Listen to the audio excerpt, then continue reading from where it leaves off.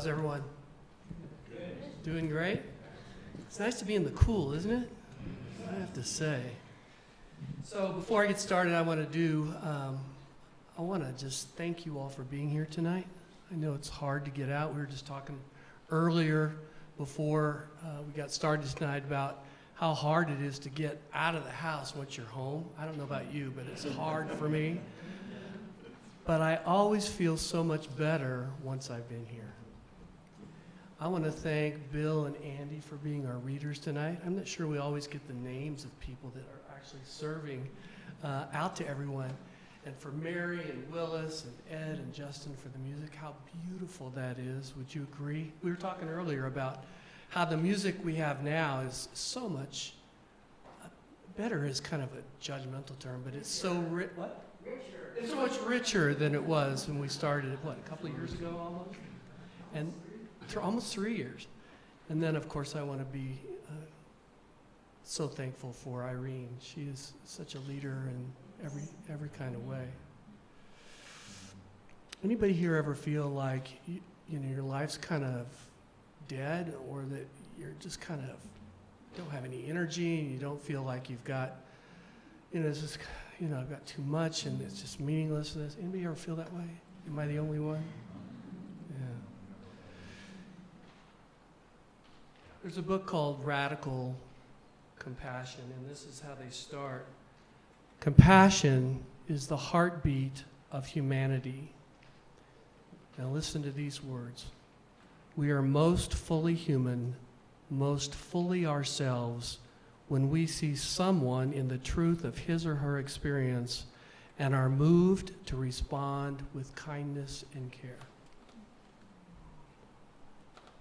Whenever we feel dry, whenever we feel like life has no meaning, when we find ways to serve others, to be kind in small ways and big ways, we become more fully alive, more fully human. I was walking around the house this afternoon, and my wife asked me, "What are you doing tonight?" I said, "Well, I'm giving a reflection at church." And she said, "What's the topic?" I said, "Well, the topic is compassion, and the topic is service." And she said, "Come sit down. I want you to watch this show with me." And I said, "No, I've got other things to do." She said, "No, this is about bears." I said, "Okay, let's watch bears." So we sat down, and she wanted to share it with me because it featured a couple, and their names were Roger and Judy. And I don't know if you've ever heard this story before, but they started out, they live in Manitoba, Canada, and they started as a protest because the city or somebody was going to put a bear who was too young to go back into the wilderness. And so they started a protest, and they were all about that. Well, they failed, and so the bear went out into the wilderness way too early. But they got the notion that they could do something about that. So they started with one bear, and they said, we can do something to rescue these bears. And these are little bears who've lost their mothers, little bears who cannot take care of themselves. And so they started with one bear, and these bears, they're helpless. They die just like human babies do if they're not taken care of. And they would nurture them, and they would take care of them. They'd feed them 4 times, 2 in the morning, 4 in the morning, etc. And these bears would live when they would have died. So pretty soon they had more bears, and people kept bringing bears to them. And that became their mission. What they found was worth doing was being compassionate for these bears who would otherwise die. After a while, not only were they compassionate, but they changed. She quit her job. He quit his job. They formed something called Cub Camp, a rescue mission for bears. And over the years, they would find many, many bears would go through their rescue mission, 32 bears at a time, these little baby bears, and they'd be taking care of them. And compassion and service over time changed them. What I'd like to talk about tonight is those 3 things: contemplation, compassion, and service, and how they interact with each other. Richard Rohr is kind of all of our go-to person about things which have deep meaning. And when he formed the Center for Contemplation and Action, he did it very purposely, and he said that the most important word in that name of our organization is and. Contemplation and action. One without the other does not work nearly so well. He says, I've got a couple things here to share about what he says because I think they're very important. He said, the effect of contemplation, that's what we're doing here, right? We're chanting, we're being one in the moment, we're being totally present as we can be to God through our readings, through our music, through this holy place, this chapel I love so much. He says the effect of contemplation is authentic action. If contemplation doesn't lead to genuine action, then it remains only navel-gazing and self-preoccupation. And think about that.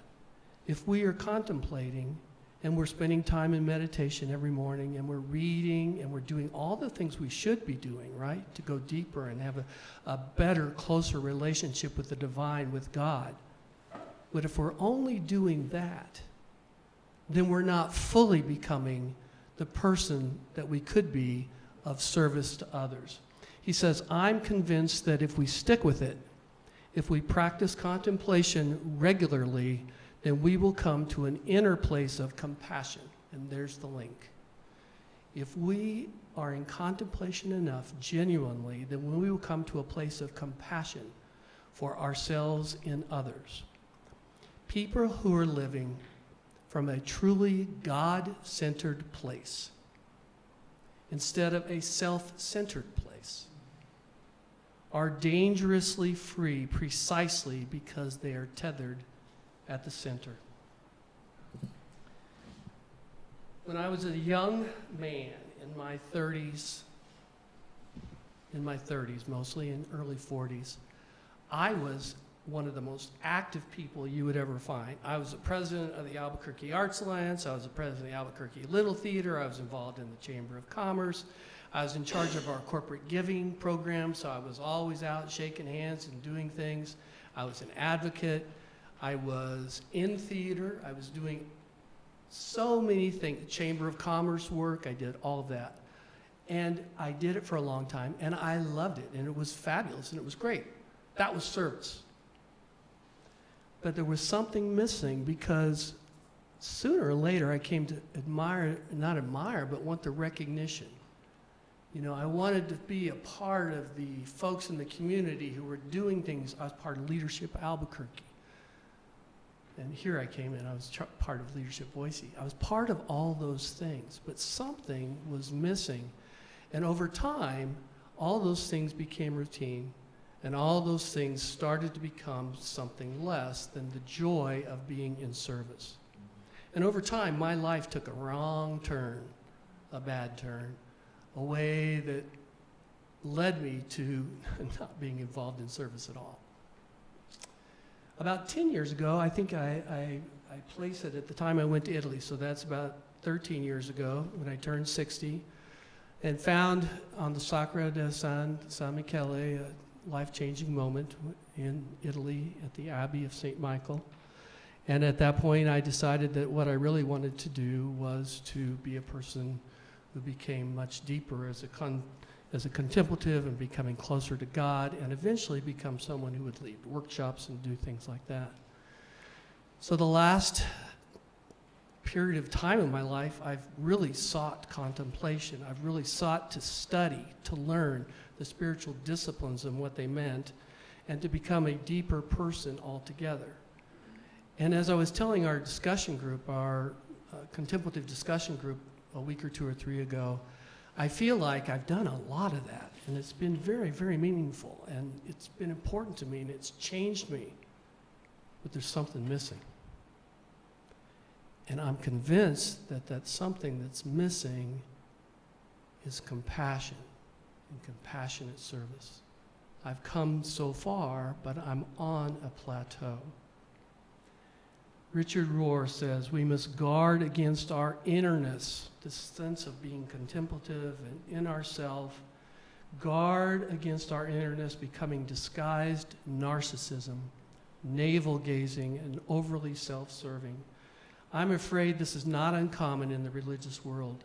An exalted self-image of I'm a spiritual person is far too appealing to the ego. Having said that, going back again, I'll point out to the other side of the problem. Too much activism without enough inner work, insight, or examination of consciousness inevitably leads to violence to the self, to the project at hand, and invariably to others.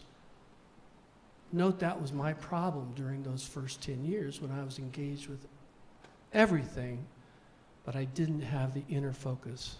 If too much inner focus risks narcissism and individualism, I guess too much outer focus risks superficiality, negativity, passing for love of justice, and various messiah complexes. You can lack love on the right, and you can lack love on the left. They're just two different disguises. We need both inner communion and outer service to be Jesus in the world. The job of religion is to help people act effectively and compassionately from an inner centeredness and connection with God. When we first started thinking about this contemplative service, I knew that one of the things I thought was important is that if we worked on contemplative work, that we also had to recognize and make more salient and apparent that contemplation should lead to service, should lead to doing things, making us want to be out there doing things and making a difference in the world, doing all we can in all the places that we can and all the times we can, whether it be a small kindness or doing sacrificial things like Diane did, going actually to Ukraine and doing something important with those people there. I thought to myself, and Irene have talked about this a long time, if we do this contemplative work correctly, then Dwayne will not have to step out and be on the Capitol Hill steps by himself while all the rest of us are home meditating. It takes both. The contemplative work, the compassion that comes from that, and the service. And then to close the circle from the service, from seeing the eyes of the hungry, from seeing the eyes and hearts of people who desperately need help, then we become more contemplative. We become people who are more connected to God, and thus the cycle begins. So the question is, now that we're here, how can we deepen our contemplative life and at the same time start saving some bears?